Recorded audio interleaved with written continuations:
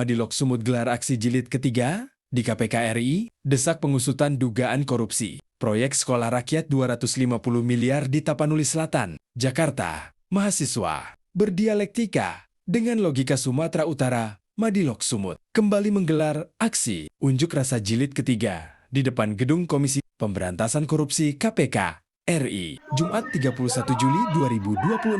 Aksi tersebut merupakan lanjutan dari demonstrasi yang sebelumnya telah dilaksanakan pada 10 Juli 2022 dan 2 Juli 2026 sebagai bentuk konsistensi mengawal dugaan penyimpangan dalam proyek pembangunan sekolah rakyat di Kabupaten Tapanuli Selatan yang diperkirakan bernilai sekitar 200 miliar hingga 250 miliar. Koordinator aksi, Habibie Hasibuan, menyampaikan bahwa hingga aksi ketiga digelar, Madilog Sumut masih menunggu langkah konkret KPK untuk menindaklanjuti berbagai dugaan yang telah disampaikan kepada publik. Kami datang untuk ketiga kalinya karena kami percaya uang rakyat harus dipertanggungjawabkan. Kami tidak meminta siapapun langsung dinyatakan bersalah. Kami meminta KPK bekerja, memeriksa, mengaudit, dan menguji seluruh dugaan secara profesional serta transparan, tegas Habibie. Dalam aksinya, Madilog Sumut menyoroti sejumlah dugaan yang perlu didalami melalui proses hukum. Antara lain dugaan penggunaan material yang diduga berasal dari galian C tanpa izin, dugaan manipulasi harga markup material, serta dugaan penyimpangan lain yang berpotensi merugikan keuangan negara apabila terbukti.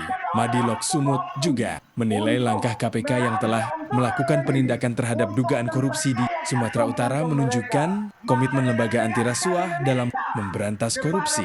Oleh karena itu, mereka berharap perhatian yang sama juga diberikan terhadap setiap laporan masyarakat mengenai proyek-proyek strategis yang menggunakan anggaran negara dalam jumlah besar. Selain itu, Madilog Sumut mengungkapkan bahwa setelah aksi pertama pada 10 Juli 2026, pihaknya mengirimkan pemberitaan aksi kepada PT Nindya Karya melalui nomor 62 822 8343 sebagai bentuk keterbukaan dan harapan adanya klarifikasi. Namun, ketika hendak kembali menyampaikan pemberitaan menjelang aksi kedua, nomor mahasiswa tidak lagi dapat menghubungi nomor tersebut. Menurut Madilog Sumut, kondisi tersebut menjadi pertanyaan publik mengenai pentingnya ruang komunikasi yang terbuka dalam proyek yang menggunakan anggaran negara. Dalam aksi jilid 3, Madilog Sumut menyampaikan 3 tuntutan kepada KPK RI, segera melakukan penyelidikan dan audit investigatif terhadap proyek pembangunan sekolah rakyat di Kabupaten Tapanuli Selatan, memanggil dan memeriksa seluruh pihak yang berkaitan dengan pelaksanaan proyek guna menguji dugaan penyimpangan sesuai ketentuan hukum,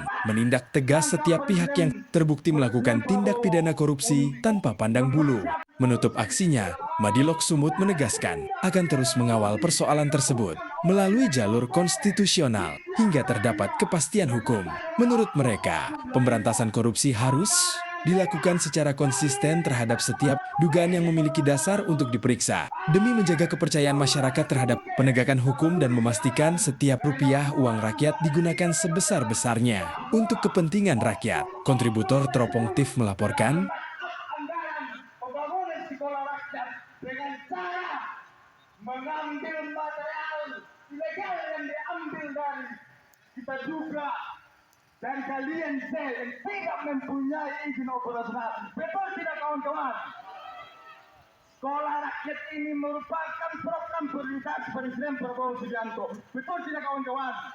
Sangatlah tepat langkah Presiden Prabowo untuk mempersiapkan regenerasi bangsa menuju Indonesia Emas.